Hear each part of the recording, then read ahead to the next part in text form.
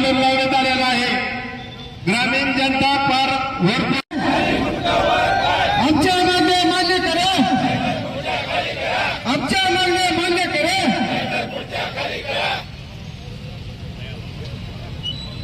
जय भवानी, जय जय जय जय जय भवानी। आमच्या मागण्या पूर्ण करा, अरे आमच्या मागण्या पूर्ण करा।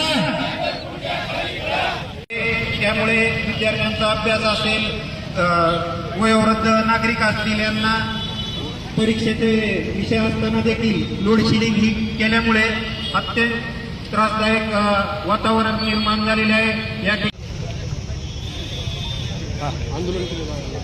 आज शिवसेना उद्धव बाळासाहेब ठाकरे पक्षाच्या वतीनं आपण बघतो की जिल्हाभर लोड शेडिंग सध्या चालू आहे आणि शेतकऱ्यांचं जे शेतकरी आपला तळहाताच्या फोडासारखं आपल्या पीक सांभाळतो, परंतु डोळ्यात एकच ते पीक करपून जात आहे, जळून जात आहे।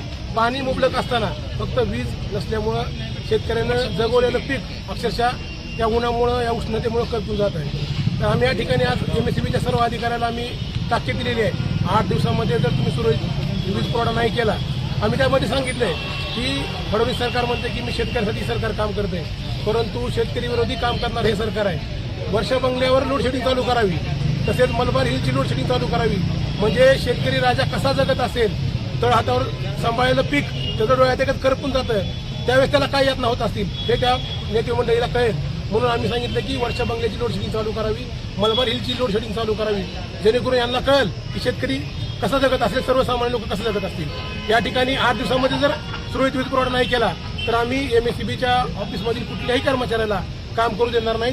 अगोदर शेतकऱ्याला सुरळीत वीज पुरवठा द्या, अन्यथा तुमच्या खुर्च्या खाली करा। फडणवीस सरकार शेतकऱ्याला जे वेड्यात काढत आहे, आता उन्हाळ्याचे दिवस चालू झाले आहेत, शेतामध्ये पीक उभे आहेत, पण शेतकऱ्याला योग्य दाबाने 8 तास पण वीज भेटत नाहीये। इलेक्शनच्या टाइमला ह्यांनी 24 तास वीज द्यायचं आश्वासन दिलं, पूर्ण दिवसभर वीज द्यायचं आश्वासन दिलं, पण ही शेतकऱ्याला 8 तास पण वीज देऊ शकत नाहीत। आणि ग्रामीण भागात गावामध्ये सकाळी 6 ते 8 आणि संध्याकाळी 6 ते 10 ही टोटल वीज बंद आहे।